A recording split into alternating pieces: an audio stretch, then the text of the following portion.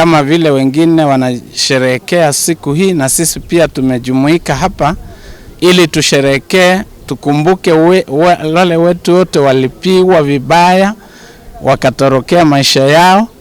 Pia tumekuja kuwa pamoja, kuongea na kuelewana, kwa sababu tukiwa katika lengo moja na nia moja ya kujua ni nini serikali inatutarajia. Sisi zote kama waathiriwa tuko nyuma ya rais wetu Ruto kwa ile juhudi ameweka ya kumaliza ukabila na kufanya kazi ili aone hawa waathiriwa wameshapata kile walichokuwa wanatarajiwa kupewa. So tuwashukuru, tuko nyuma ya rais, hatupanduki, tunasimama wima kama wakimbizi, tunasherehekea siku hii. Hata kama kuna machungu, tunasema asante kwa Mungu kwa sababu ametupa maisha na afya. Mimi ni muathiriwa, niliathirika, nilikuwa na chuna chai Sotigi Island, Kericho. Sasa wakati nilikuja kuathiriwa, tulikuwa tunachuna chai kwa estate. Sasa ikafika kitu saa 7,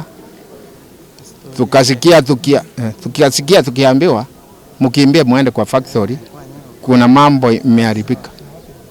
Sasa vile nilikimbia, mimi sikuenda kwa factory, nikakimbia nikaenda kwa nyumba. Sasa vile nilienda kwa nyumba, kwa kambi, sasa kufaa sile nguo, alafu nitoke nje nikuje, tukakutana na adui kwa miti hii yenye kuchoma majani chai. Huo wakati tulikimbishwa, tukakimbilia nyumbani.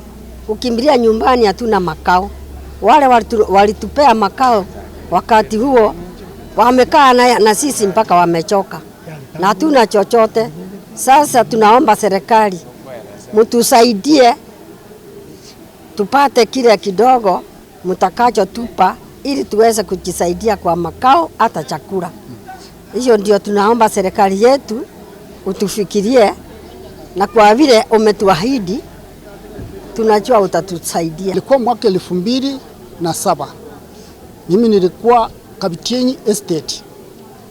Ndio tulipata madhara mengi katika nyakati hizo. Hakika tuliumizwa, hata mali tulikuwa nayo, vitu tulikuwa nayo vilienda vyote.